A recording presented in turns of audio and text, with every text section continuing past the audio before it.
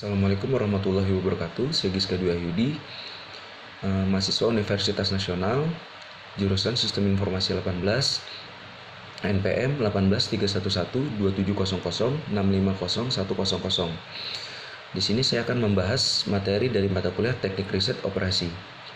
Yang saya bahas materinya adalah metode transportasi. Metode transportasi adalah suatu metode yang digunakan untuk mengatur distribusi dari sumber-sumber yang menyediakan produk-produk yang sama di tempat-tempat yang membutuhkan secara optimal.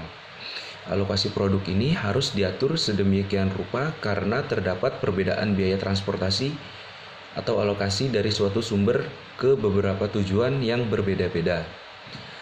Dan dari beberapa sumber ke suatu tujuan yang berbeda-beda, penerapan metode transportasi ini diantaranya adalah untuk pembelanjaan modal, alokasi dana untuk investasi, pengiklanan, analisis lokasi, menjaga keseimbangan, perencanaan, dan perakitan.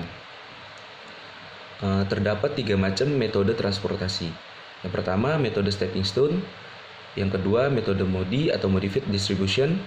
Yang ketiga, metode FAM atau Vogel Approximation Method. Metode stepping stone. Metode ini dalam merubah alokasi produk untuk mendapatkan alokasi produksi yang optimal menggunakan cara trial and error atau coba-coba. Walaupun merubah alokasi dengan cara coba-coba, namun ada syarat yang harus diperhatikan, yaitu dengan melihat penggunaan biaya per unit yang lebih besar daripada penambahan biaya per unitnya. Metode MODI atau modified distribution.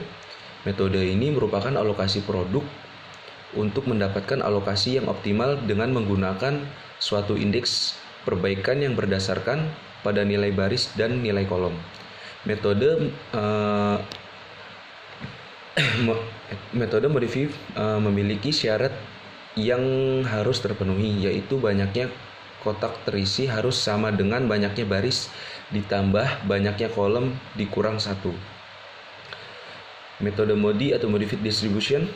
Cara untuk menentukan nilai baris dan nilai kolom menggunakan persamaan RI plus KJ sama dengan CIJ, di mana RI adalah nilai baris ke I, KJ adalah nilai baris ke J. Sedangkan CIJ adalah biaya pengangkutan satu unit barang dari sumber I ke tujuan J. Metode FAM atau Vogel Approximation Method. Teknik pengerjaannya pada metode ini berbeda dengan 2 metode sebelum, yaitu metode transportasi stepping stone dan MODI, di mana untuk mendapatkan solusi yang optimal dilakukan berulang-ulang sampai kondisi optimal tersebut terpenuhi. Sedangkan pada metode FAM ini, sekali kita menentukan alokasi pada satu sel, maka alokasi tersebut tidak berubah lagi. Contoh untuk penjelasan, kita gunakan contoh yang sama seperti pada metode transportasi sebelumnya. Suatu perusahaan mempunyai pabrik WHO dengan kapasitas produksi tiap bulan masing-masing 90 ton, 60 ton, dan 50 ton, dan mempunyai 3 gudang penjualan di A, B, C dengan kebutuhan tiap bulan masing-masing 50 ton, 110 ton, dan 40 ton. Biaya pengangkutan setiap ton produk dari pabrik WH dan O ke gudang A, B, dan C adalah sebagai berikut. Metode langkah-langkah penyelesaian. 1. Susunlah kebutuhan kapasitas masing-masing sumber dan biaya pengangkutan ke dalam matriks transportasi. Kedua, carilah perbedaan dari 2 biaya terkecil, yaitu biaya terkecil dan terkecil kedua untuk setiap baris dan kolom. Ketiga, pilihlah satu nilai perbedaan yang terbesar di antara semua nilai perbedaan pada kolom dan baris. Baris O mempunyai nilai perbedaan terbesar, yaitu 9. Bila nilai perbedaan biaya ada 2 yang besarnya sama, maka pilihan baris atau kolom yang mempunyai biaya terendah Keempat, isilah pada salah satu segi empat yang termasuk dalam kolom atas atau baris terpilih, yaitu pada segi empat yang mempunyai biaya terendah, isikan sebanyak mungkin yang bisa dilakukan.